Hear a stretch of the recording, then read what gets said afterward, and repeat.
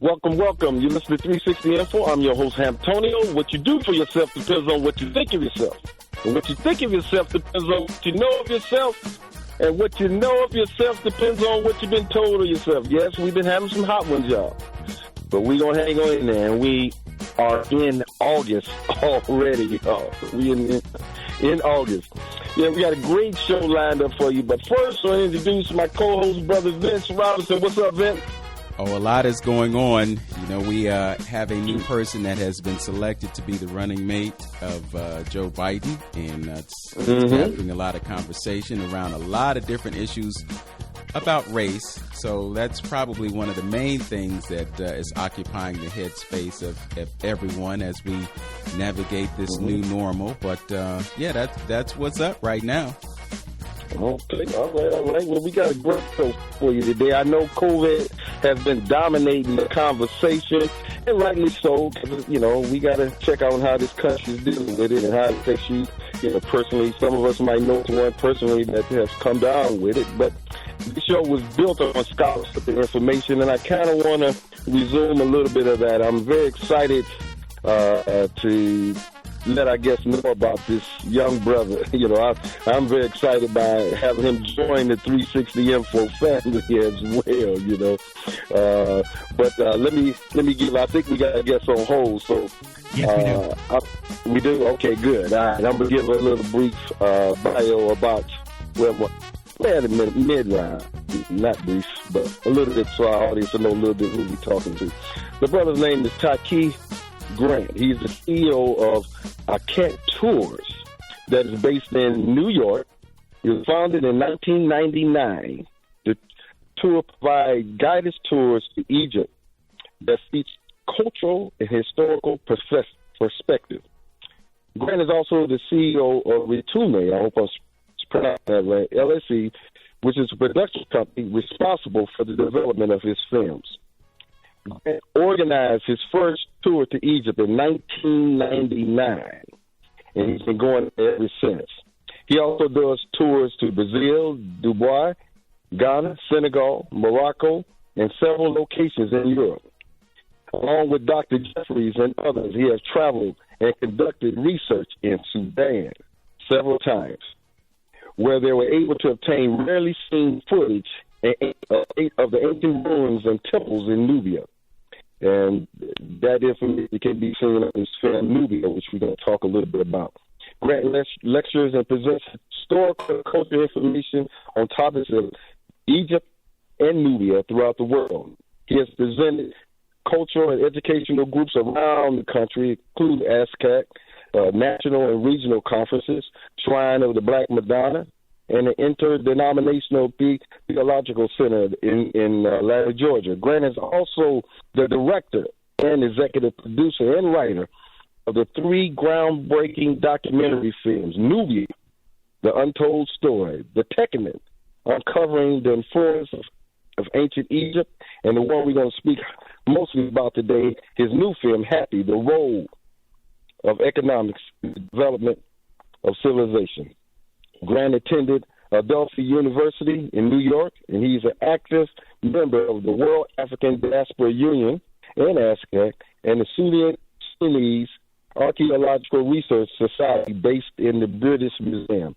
Now, I was able to listen to this brother speak a little bit. I'm very excited about it. This young brother is very knowledgeable, and I was just thrown back by his knowledge and his travels that he, over the years since 1999, a young brother, so we are happy, very happy to welcome him and joining the 360 family, brother Hapi Grant.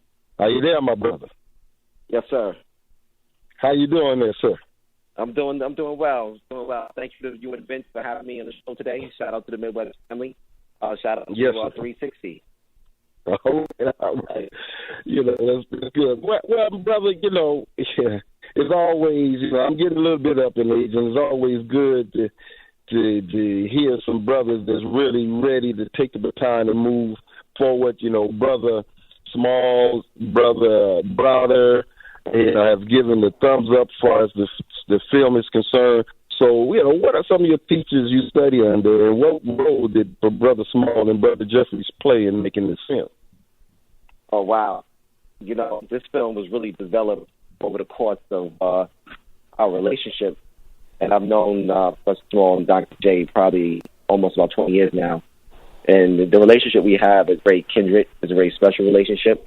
It's on so many different levels. It's definitely mentor-mentee. There's also a familial or family relationship as well. Uncle, nephew, father, son, you know, those types of relationships.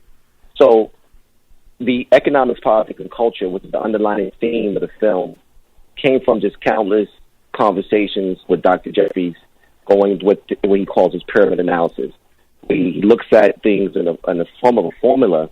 He breaks down and analyzes governments and civilizations.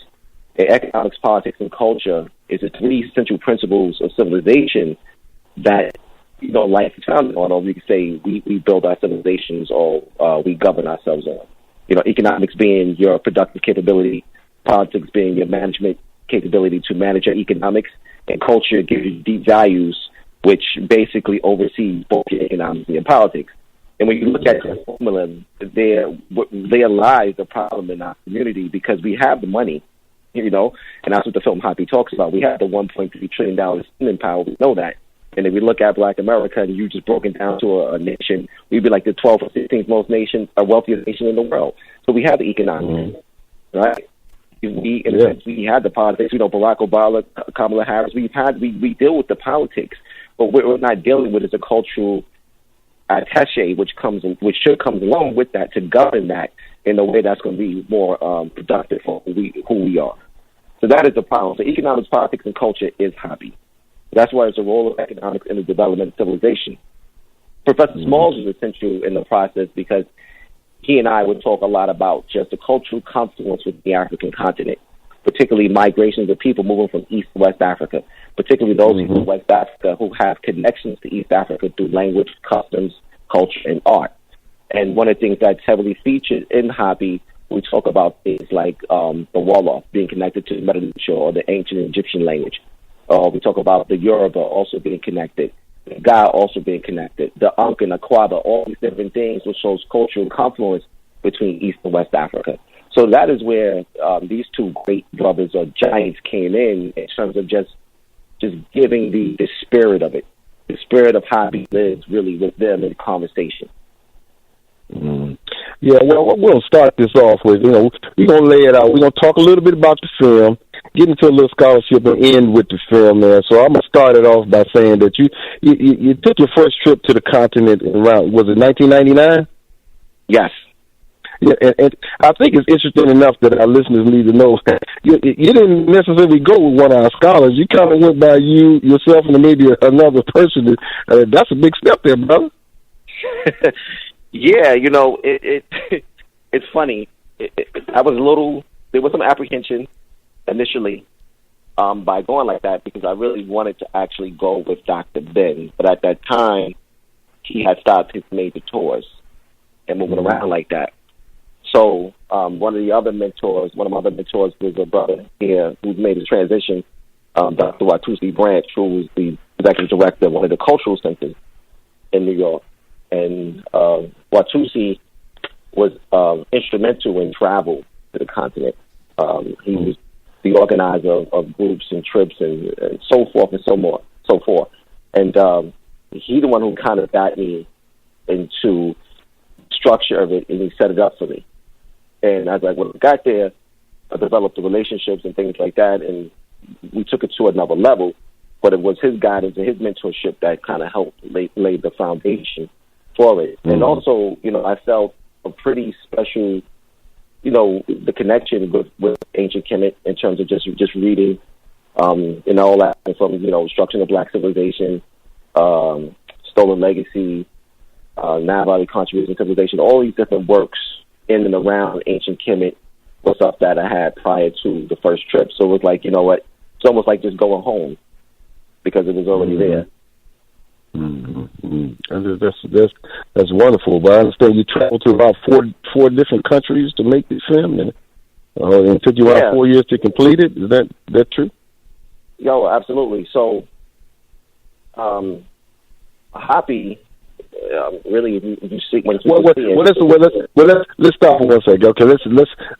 I think Vince wanted to ask you a question about Hapi.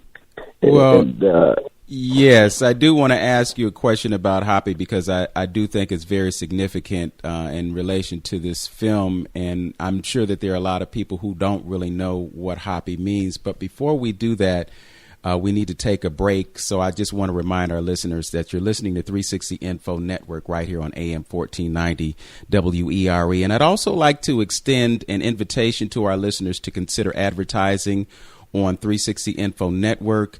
Our brother Stephen E. Boyd is out there looking for folks who would like to participate in moving this show forward. And you can reach Stephen E. Boyd by calling 216-526-1297. That's 216-526-1297. We'll be back with more 360 Info Network with Taki Grant, the producer of the Hapi film, right after this.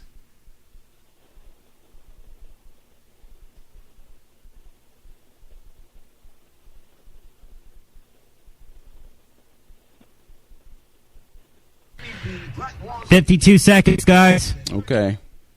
All right. So far, so good. All righty. Oh, got your email, Vince. Okay, good.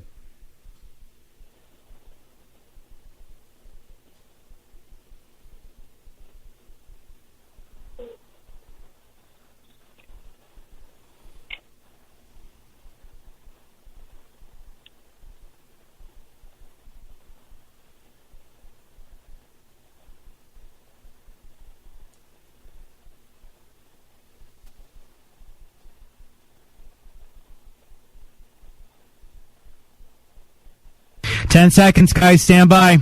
All right.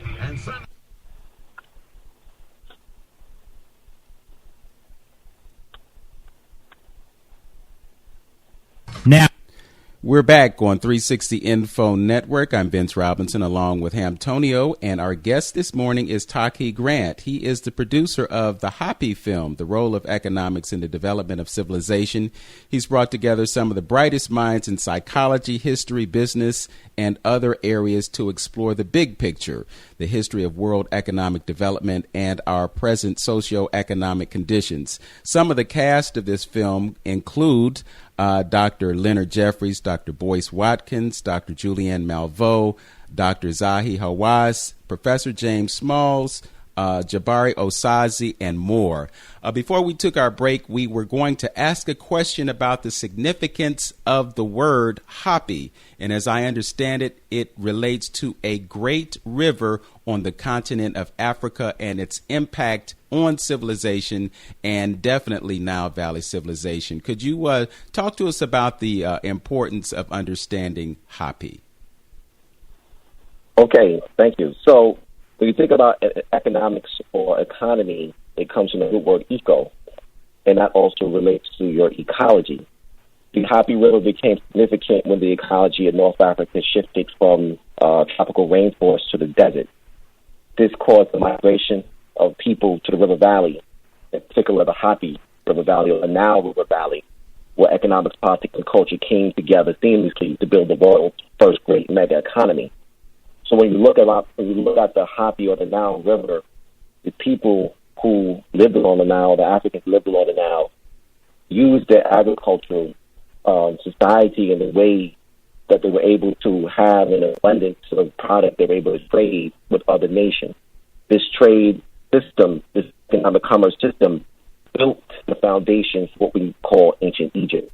The Hapi River or the Nile River also became very significant because of the annual inundation or annual flood that came once a year during the summer.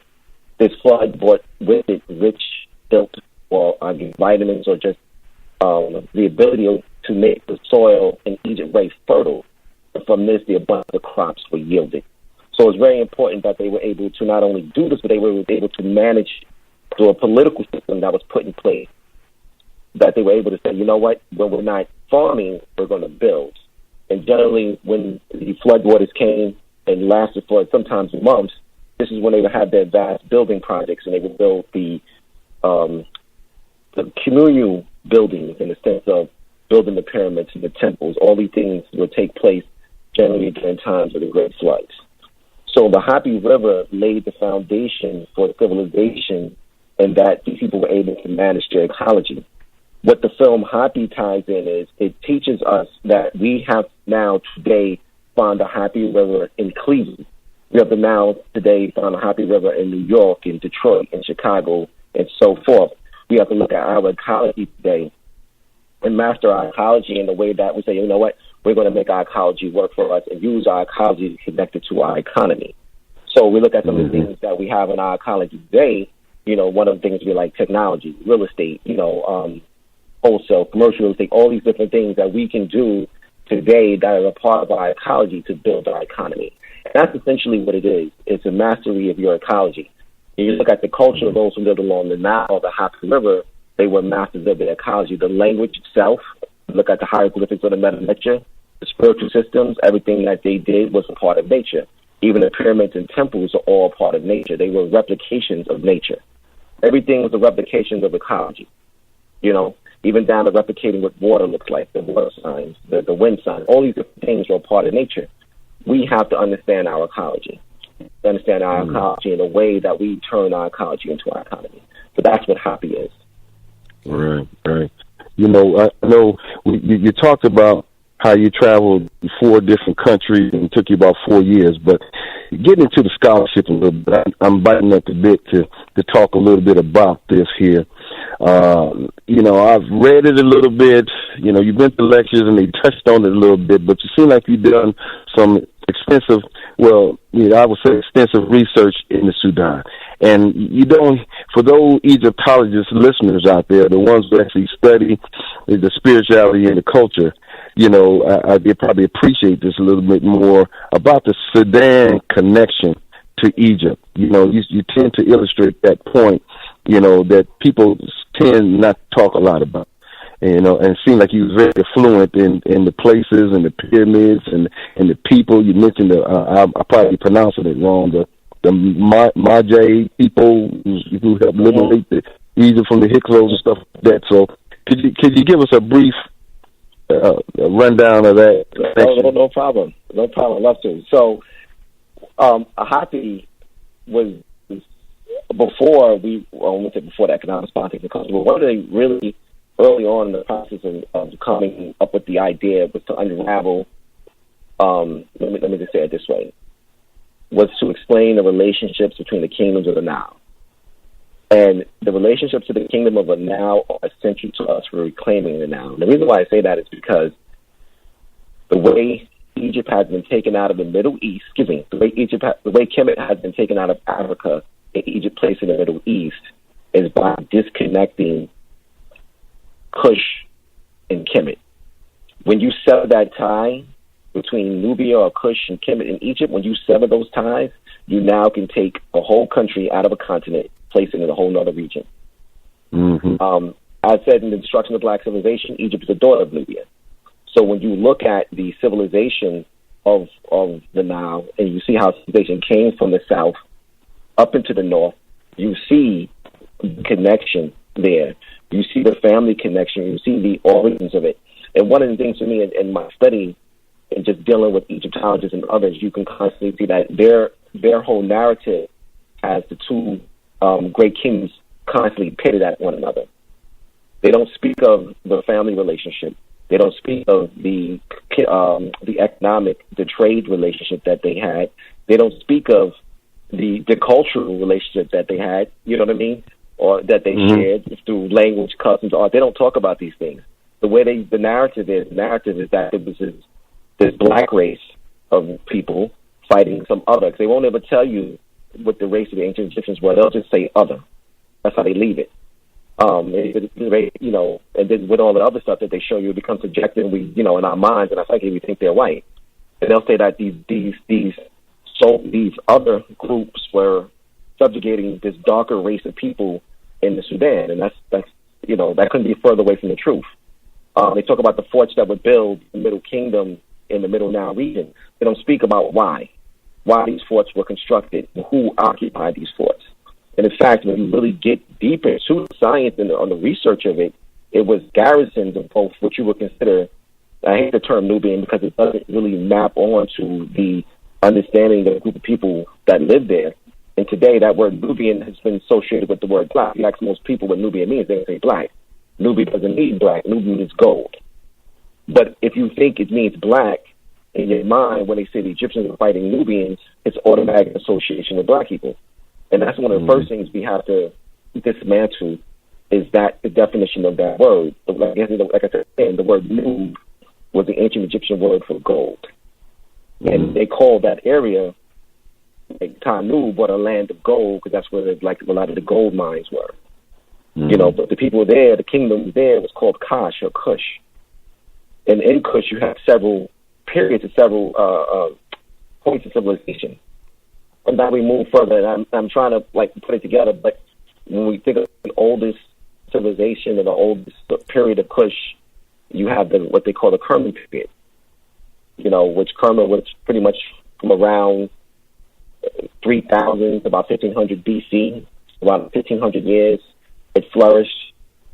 Then you had later on what's called the Napata period. Napata is one of the greatest cities in the world, particularly in the African world. The more pyramids in Napata, I think throughout, and just the many pyramids, it's not one city in Napata, but it is all of Egypt. There's a pyramid built in Napata called, there's a pyramid built in Napata called Nuri, where the pyramid Taharka and some of the other greats are. There's a 74 pyramids in Nuri alone. But in Napata, you had these three great sections of civilization. You had Nuri, Kuru, and you had the great temple that was built at the foothills of the mountain of Jebel Barkal, the Temple of Amen, where the Kemetic Nusut Beti, or the pharaohs, would go and be coronated there, as well as in Egypt at the Karnak Temple. So, you know, this dual temple, this dual rulership of the entire Nile Valley was essential, not only the Kushites, but also for the Kemeti or the ancient Egyptians. So, getting back to Napata, you had these 3 points, Nuri, Kuru, and Jebel Barkal, which constituted the city-state of Napata. And you can read a lot of this in Destruction of Black Civilization, because Chancellor Williams speaks very in depth about Napata and how significant it was to the African state. That was one of our great cities. After, I guess you would say, Egypt fell to foreigners, Napata rose, and it actually also saved Egypt from foreigners later on in the 7th century BC. Later on, you had a transition or another migration further south to what they call Merowe. Merowe was another great city-state. I think Merowe is probably one of the most beautiful places in the world in terms of how the architecture and the ecology contrast with one another. You have this blue sky, these brown pyramids, and this like beige sand, and extremely scenic. And you have these pyramids that are there, and you have the pyramids of great African queens that are there. And you get this word Candace, or the Kendaka. The word Candace is a misnomer for the word Kendaka, which is the Meroitic word for the name queen. So you got queens like Amanda Shikato, Matori, you know what I mean? Just was a part of this whole Meroitic rise. And this is where you also have the last pyramid constructed on the African continent in around the 3rd century AD. So, you know, Kush is such a huge part of the story, and it's not told. That's why we call the movie The Untold Story. But moving back into Hapi, it was really important for us to address certain very key fundamental flaws in the narrative of Egyptologists when they speak of the wars between, and I'm not going to say how they say Egypt and Nubia, but not really getting into who they were fighting and why. And Hapi, we go into things like Harkuf. And I was very, I felt very unfortunate to actually have the first time going to Harkuf's tomb. I've been in Egypt maybe almost close about 40 times. And Harkuf was someone that we've always lectured about, but it was the first time I actually went to his tomb when we did the film in the Hapi. And, Harkuf was an individual who was a governor. Again, he's a politician. This is where economics, politics, and culture kind of feeds in together. He was a governor of Aswan, which is one of the most southern cities in Egypt. And he conducted these trade expeditions to a land of a place called Yam. Most people believe that Yam and Kerma is one and the same. And on his trade back and forth, he noticed that there were other groups of people that were merging in from the west. and he started to fear for his life in terms of the goods that he was bringing back. So going down, they would take the Nile, because that was the easiest, quickest route. But coming back, he had to traverse to the desert just to not to be robbed and killed. But what happened was the king of Yam gave him an escort, his military escort, to bring him back to Egypt and, in safety with the goods that they had. So it shows two things. It shows that there was a friendly relationship with this king of Yam and the people of Yam, which they all agree that they believe is Kerma. And it also shows that there were other people coming in from the West, this constant migration and influx of people that came in and who were settled in the Middle Nile region and eventually disturbed the flow of goods from north to south. So it's really important to really, really understand the complete narrative of what's going on and don't allow them to paint this picture of Egypt and Nubia fighting. And again, not because the blacks, this other group fighting the blacks, because that will disrupt our thinking in terms of how things occur. You're listening to 360 Info Network here on AM 1490 WERE with Vince Robinson and Hamtonio, and we are speaking with Brother Taki Grant, who is the producer of a film called the Hapi film, The Role of Economics on the Development of Civilization. I just wanted to throw in there right quick, Brother Taki, that I was privileged to travel to Sudan and Egypt last year with Dr. Renoko Rashidi, and as you were speaking, I was recalling some of those places that you referred to. It's really interesting that the people of that region are so connected to each other in terms of their ethnic identity, and they see each other as brothers and sisters. And I think that's really kind of a contradiction from our popular perception of the folks who are over there right now. We want to dive more into the history of Africa, economics, and how they relate to today. So we're going to jump more into that when we come back from our break. We'll be right back with more 360 Info Network Radio right after this. The time has come for us to truly finance our freedom and support each other's efforts to heal and continue to build our community. For 15 years following Lynn Hampton's lead, we have freely given of our time and effort to bring you quality programming every week. We know that our listenership is vast in Cleveland and on the internet. Now we must expand our reach and crystallize our focus. It's a smart choice to advertise for organization and business with 360 Info Network. Grow with us. Support our weekly advertisers. Support their businesses because they are quality and they make our efforts possible. The weekly 360 Info Network shoutouts are the new East Side Market Grocery, a wellness community in the heart of Glenville at 10505 St. Clair Avenue. Chikuya Resto Bar, West African cuisine with excellent carry-out service at 4620 Richmond Road in Warrensville Heights near Emory Road. Annie P's Black Wall Street Cafe, a Southern-style cafe at 3216 East 93rd Street near Kinsman. And Cleveland's own African-American Museum on Crawford Road in Huff. Contact Stephen E. Boyd at 216-526-1297. That's 216-526-1297. Advertise on 360 Info Network right here on AM 1490 WER. Stand by.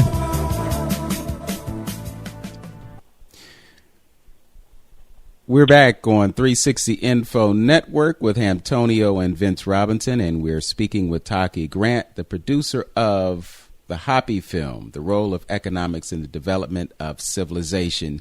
When we took our break, we were just talking about, specifically we're talking about the Sudan, and I was reflecting on that last night that I spent there on the desert in a tent in Merowe, and it was actually quite exhilarating.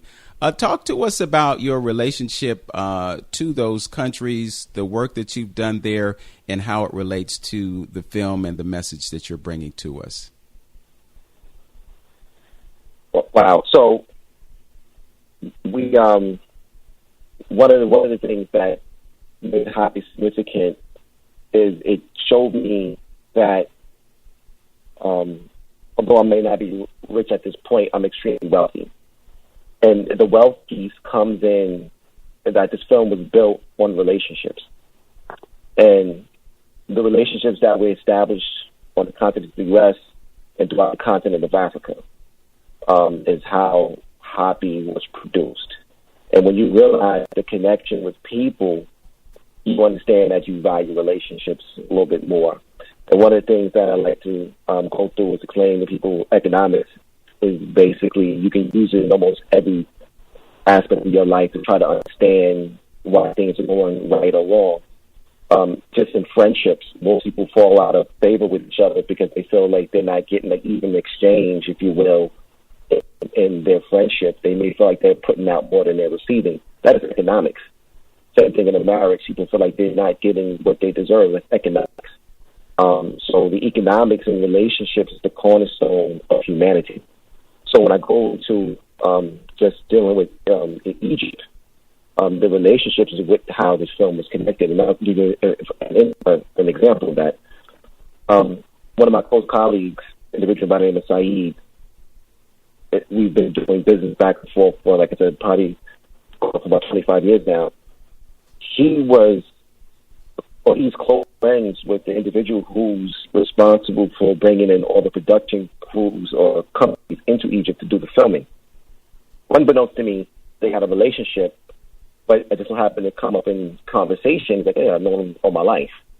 So now, when we realized that we're like 1 degree separated from each other, and all three of us started talking, now that services and certain things were availed in a way that I didn't really expect. It also showed me the ancestral power of what we're doing. The same thing happened years prior, just dealing with going to the Sudan. And just for the listening audience, Sudan is not a place that the average American can just walk into because they're not going to allow it. And when I first tried to apply for my visa, like back in like 2002, I went to the embassy here in New York and they laughed at me. They was like, "We don't give a visa to Americans, not like that. You got to have a real good reason." So we went through a lot of bureaucracy in terms of red tape to try to get the thing approved. And it so happened was relationship of people in the embassy knew people that I knew in New York. And that's what formulated that enough to make it happen. And the next year is we Dr. J and everything. So this whole thing, relationships, just it keeps emerging. It just shows you how strong it is. We would be in Paris at the Meriwether conference, and we'd be sitting next door to my hotel room was next door to two doctors from the Sudan. And as we started talking, they knew people that I've come to know in the Sudan and been at their houses. And it's just like, damn, how small can the world get? But again, that goes to show you that there's power in this that we don't know. We don't. Once they fully understand, we understand. We're not fully understanding. And that's what really kind of showed me like we're doing something here, and we're on the right track. And there's more to this than meets the eye, if you will. And that's been the story, not just Hapi. That has been the story of all these films, starting from Nubia, because they were all produced and developed, and everything was done based on relationships. And those relationships were just, they're there. And it's sometimes to me, it's inexplicable. Ancestors, brother. Yes, ancestors. Absolutely. Absolutely. Mm-hmm. Absolutely. Yeah. Hey, and that's been the story of this. One question. I went to Ghana the first time. And, for our listeners, I know they're subject to this as well. When they Discovery Channel or whatever, show Egypt and these are the Egyptians and things like that. And it was always, 10, 15 years ago, there was always a mystery on who were those people who built the pyramids, who were the Egyptians, what did they look like, where the bodies are, and all this kind of stuff like that. So what blew my mind, first trip to Ghana, our tour guide took us to a little shrine. And the keeper of the shrine came out and did his little spiel. And the first things out his mouth, he talked about the migration of Sub-Sahara, from Egypt, his peoples, ancient people from Egypt to the West Coast. And Dr. Milana was over there in Ghana, was talking about the ancient Egyptians are here. So a lot of people don't know about the connection between Egypt and the West Coast of Africa. And, as far as the Dogons and things like that. Could you make a brief analogy of that? Yeah, so that's, again, one of those things where we, Hapi was built on that. When I say Hapi, I mean Hapi the film. We really wanted to show it and illustrate it in a way, the best way we could at this time, to show you the connections or the confluence between civilizations. So for that, we brought in several scholars, and one of them being Dr. Raketi Amin. to show the confluence of civilization from East to West Africa. And one of the things that she illustrated was demonstrated, you could say, was the connection between the Wolof, the people in Senegal, to the people of the Nile. She also illustrated the Dogon. And one of the Dogon's chief deities or principles of the divinity of the Amina, which is connected to the Amina of the Nile. We looked at Yoruba, and one of the examples in the film is the connection between Ra and Ogun, being essentially one and the same word. So we also brought in Dr. Rosalind Jeffries, and she did this fantastic, marvelous representation, being an art historian, on the Aquaba and the Ankh and how they're connected. So we have these examples in the film that show the cultural confluence of East and West Africa, really showing that they, in fact, are one people, and people migrated from East Africa and the fall of Kemet and Kush. Because not only Kemet fell, Kush also fell as well, and people began to migrate west. As they migrated west, they set up these civilizations of the Dogon and the Songhai in Ghana, and all these great civilizations on the west coast of Africa, in the area in the west coast of Africa. But in the sense that we say it this way, they were actually returning to ancestral homelands because there was a great migration of people that came from the west, particularly when the Sahara Desert began to emerge. So you had this migration east and also a migration west when the heavy invasions started to come the fall of ancient Kemet. Okay. We like to take an opportunity to recognize the folks who are checking us out on Facebook. We have our brother Ma Mekanu, Dr. James Brown, who has traveled extensively around the world and to Kemet, and we have brother Stephen Boyd and Cassandra Salahuddin and others who are watching us on Facebook right now. We thank them for our interest in the subject matter today. We got just a couple of minutes before we go to our next break, but before we go there, I just wanted to maybe raise a question about how the economics of the past relate to the economics of today. Within the past year, we've seen some action on the continent of Africa with African nations agreeing to trade directly with each other as opposed to having Europe being an intermediary in the process. And following this agreement that they've made with each other, we see that the borders have been shut down and virtually most of the air traffic over the continent has ceased, while air traffic is all over the rest of the planet. Did you have any observations about that, my brother? Definitely not while we were there, but I wouldn't be surprised because it's a part of the colonialism of the continent. And one of the things that, one of my observations of colonialism, is it has almost greater impact than the transatlantic slave trade did. And one of the things is when you see the emergence of the liberation of Africans, particularly to someone like a Mugabe, who was very instrumental and key in demanding for the rights, or even someone like a Muammar Gaddafi, who spoke up for the African Union, the development of the African Union in terms of the nation working together. Mm-hmm. And you see what happened there. So it would be no surprise to me that these things would be deliberate to kind of stop the full movement of the collective African growth. Absolutely. Mm-hmm. All right. Yes, thank you for that. You're listening to 360 Info Network. It's 11:44, and we'll be right back after this word from our sponsor.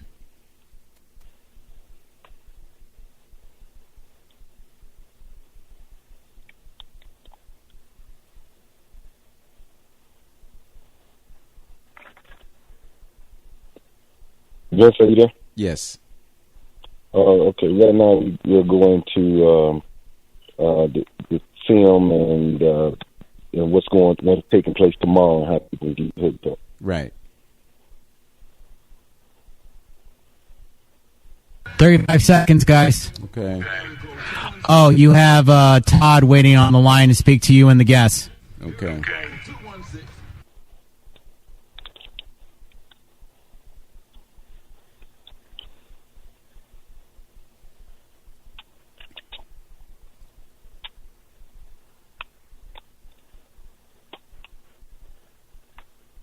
Ten seconds, stand by.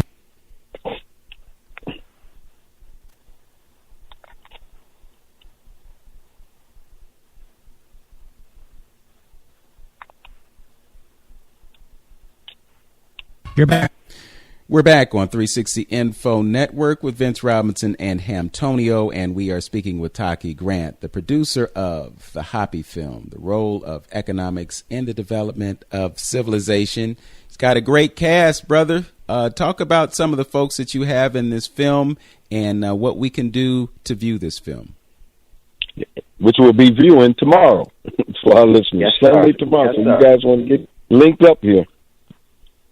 So the film, film premiere is we're actually doing what we like to call our virtual movie theatrical run.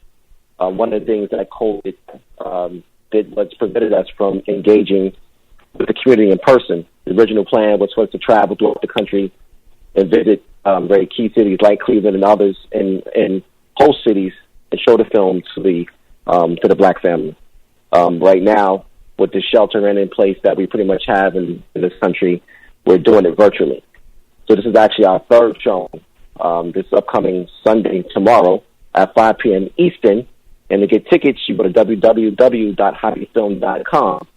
It's $25. With it comes an exclusive access to the panel discussion that immediately follows the viewing of the film. The panel discussion is only for people who are ticket holders. However, those who may not want to wait tomorrow, they just can't wait to see the film, they can go to the website and they can actually purchase a digital copy or a DVD. The DVD is going to be mailed to you, but the digital copy, the link for it is on our website, again, at www.hapifilm.com, and they can go straight to the website and they can start watching the film right now. And we encourage people who are going to watch the film, make sure you watch it on a smart TV, because everything is web-based, it's through the internet.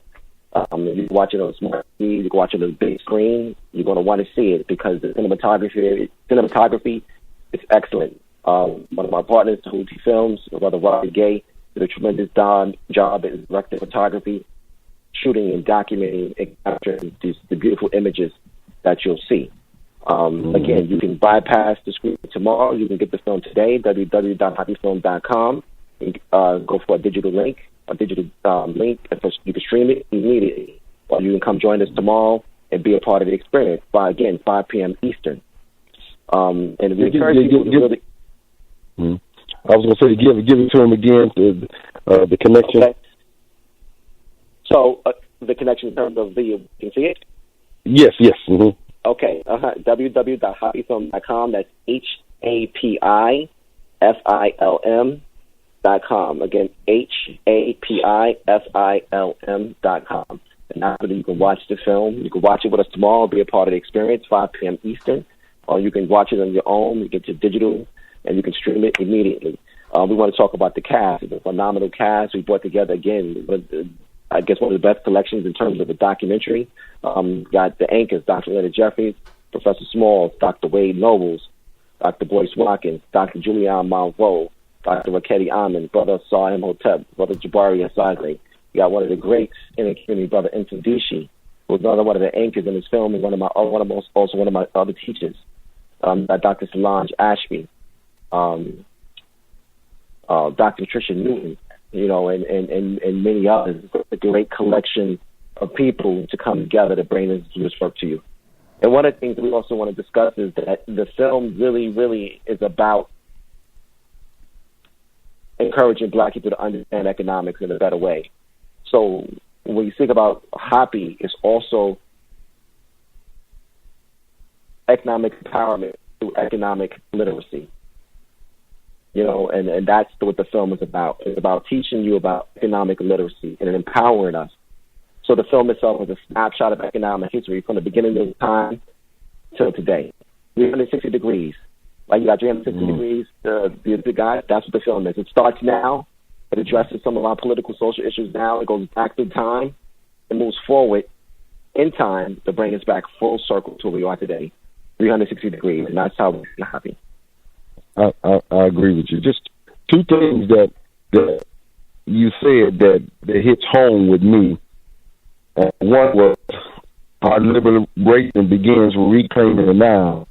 And two, that something Dr. J said that I've been saying, I guess when he puts it out to the universe, if you got your antennas on, you can pick it up. So I never heard him say it, But I've been saying this for a while. Whoever controls the images control the mindset of the individual. And that's what, Right. We need to be in control of those images. Just like we sit back and accept those negative ones, and how they control. We need to put out more positive images, and that might deal with the psychic and change the mindset of these young folk who need it ever so badly. So that's why we need more shows like this. That's why we need to have more networks out there telling our story and reclaiming, our historical culture and liberation. I think that's the key. That's essential. He says it all the time. And actually, we put that quote in the film. So, Okay. Control the images, control the self-esteem, self-respect, and self-development of people. So, and that was really one of the impetus behind making the film, was the fact that we want to control our images, and we need images of us, talk about us, and we got to tell our own story. No one's going. You can't rely on anyone to tell your story. You got to speak up for yourself.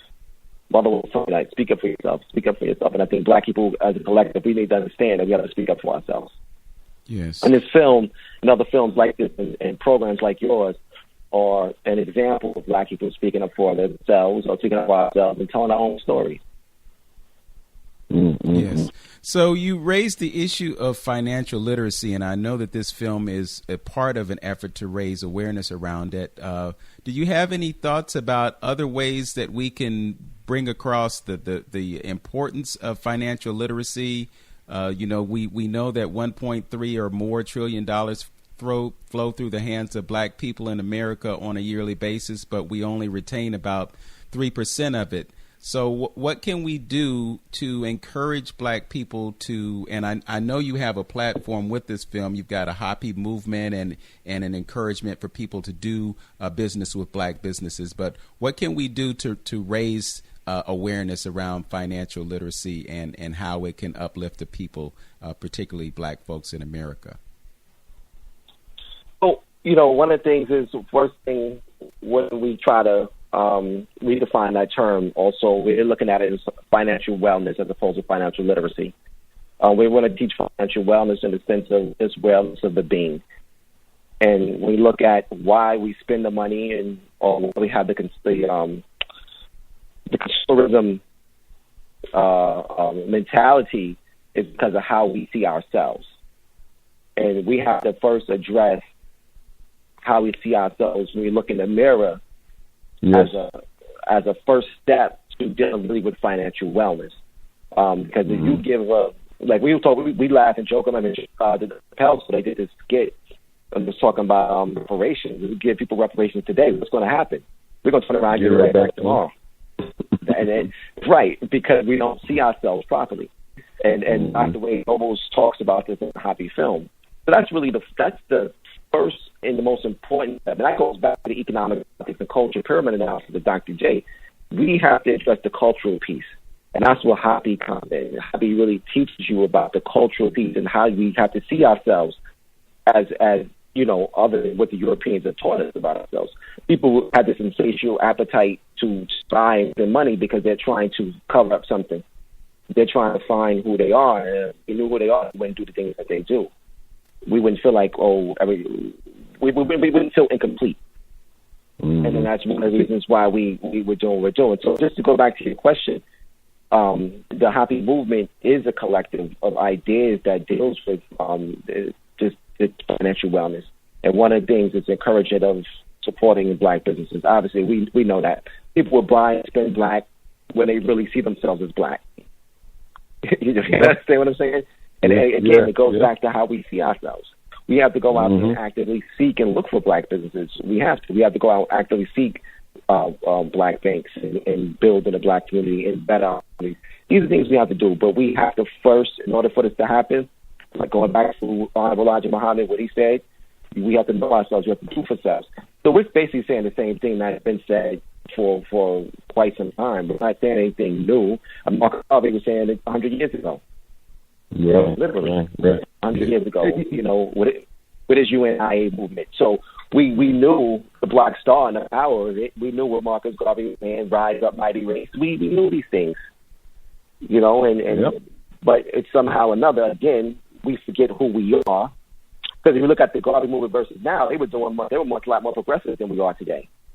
Mm-hmm. You know, so what's missing? You know what I mean? We have the money today. You know what, Brother Grant?